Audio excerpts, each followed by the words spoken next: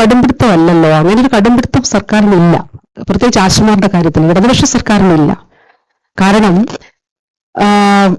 ആദ്യം V S സർക്കാരിന്റെ കാലഘട്ടത്തിലാണ് ആശുമാർക്ക് ഓണറേറിയം അനുവദിക്കുന്നത്.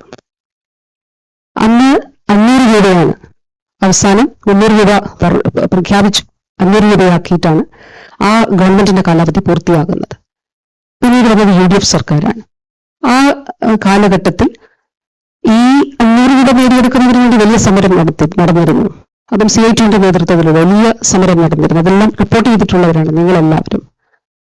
അപ്പോ ആശുമാരുടെ ഇടതുപക്ഷ സർക്കാർ വന്നതിന് ശേഷം കഴിഞ്ഞ സർക്കാരിന്റെയും ഈ സർക്കാരിന്റെയും കാലഘട്ടങ്ങളിൽ ആയി 1000 എന്നുള്ളതിൽ നിന്ന് അത് ഓണറേറിയം മാത്രമാണ്, അത് 7000 സംസ്ഥാന സർക്കാർ ഉയർത്തിയിട്ടുണ്ട്.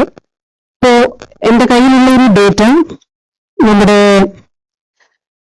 ഒരു ആശയ്ക്ക് കേരളത്തിൽ ശരാശരി 13500 രൂപ വരെ ലഭിക്കുന്നുണ്ട്. 10,000 മുതൽ 13,500 വരെ ലഭിക്കുന്ന ആശമാരുടെ ഡേറ്റയാണിത്.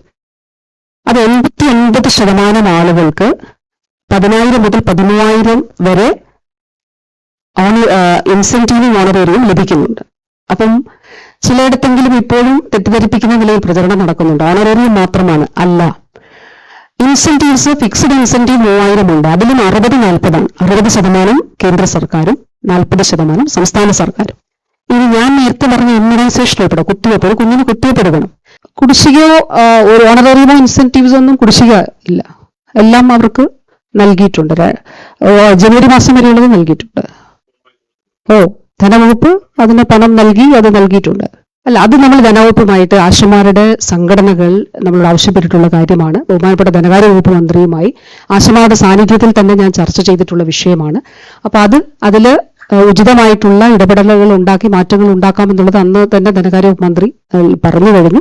അപ്പൊ തീർച്ചയായിട്ടും അത് അടുത്ത സാമ്പത്തിക വർഷം മുതൽ ആ നിലയിലുള്ള ഒരു ഇത് ഉണ്ടാകുമെന്നുള്ളത് ധനകാര്യ വകുപ്പ് മന്ത്രി നേരത്തെ പറഞ്ഞിട്ടുള്ള കാര്യമാണ്. നമുക്ക് 100 കോടി രൂപയാണ്, 600 കോടി രൂപയിൽ 100 കോടി രൂപയാണ് ഈ ആശ സ്കീമുമായിട്ട് ബന്ധപ്പെട്ട് കേന്ദ്രത്തിൽ നിന്ന് നമുക്ക് ലഭിക്കാനുള്ളത്. അത് 2023-24 മാത്രമാണ്. ആ 100 കോടിയാണ് നമുക്കിപ്പോൾ കുടിശ്ശികയുള്ളത്. അല്ല, അതാണ് സമരത്തിന്റെ ലക്ഷ്യം എന്താണ് എന്നുള്ളത് അതിലൂടെ വ്യക്തമാണല്ലോ.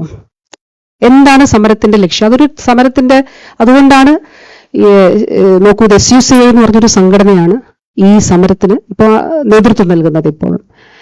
അപ്പോ അവരുടെ ഒരു ടാറ്റിക്സ് ആണത്. സമരം ശ്രദ്ധിക്കാതെ വന്നപ്പോൾ എന്നാൽ പിന്നെ ആരോഗ്യമന്ത്രിയെ പറയാം, അവരുടെ കുടുംബാംഗങ്ങളെ പറയാം.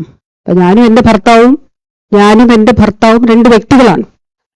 സത്യവുമായിട്ട് ഒരു ബന്ധമില്ലാത്ത കാര്യത്തിൽ അദ്ദേഹത്തിന് അത് കേട്ടുകൊണ്ടിരിക്കേണ്ട കാര്യമില്ലല്ലോ. വക്കീൽ നോട്ടീസ് അയച്ചിട്ടുണ്ട്, അതിന്റെ നിയമപരമായിട്ടുള്ള നടപടികൾ സ്വീകരിക്കും. അല്ല, പറഞ്ഞല്ലോ, നമ്മുടെ കണക്കല്ലേ. ഇപ്പൊ മന്ത്രി പറയുമ്പോൾ വകുപ്പ്, അങ്ങനെ അങ്ങേക്ക് തോന്നുന്നുണ്ടോ? എന്താണ് അതിനൊന്നും നമ്മളാരും ഉത്തരവാദിത്തമുള്ള? അല്ല, അതിലിപ്പോ സർക്കാരിന്റെ നിലപാട് ഞാൻ പറഞ്ഞല്ലോ, ആരോഗ്യ വകുപ്പിന്റെ നിലപാട് ഞാൻ പറഞ്ഞല്ലോ. മറ്റ് ഈ പറയുന്ന നിലയിൽ ഇതിൽ വളരെ കൃത്യമായിട്ടുള്ള മന്ത്രിയുടെ വാദം എങ്ങനെയാണ്, അങ്ങനെയല്ല, ഞാൻ കണക്കാണ് പറഞ്ഞത്. കണക്ക് വളരെ കൃത്യമായിട്ടുള്ള കണക്കാണ്. എത്ര പേർ സമരത്തിലുണ്ട്, എത്ര പേർ പുറത്തുണ്ട്. 26,125 ആശമാരാണ് ടോട്ടൽ സംസ്ഥാനത്തുള്ളത്. അതിൽ 2000-ൽ താഴെ, ആദ്യം മുതലുള്ള കണക്കെടുത്താൽ ആദ്യ ദിവസം മുതൽ നോക്കിയാൽ അതിൽ കുറഞ്ഞു വരികയാണ് ചെയ്യുന്നത്.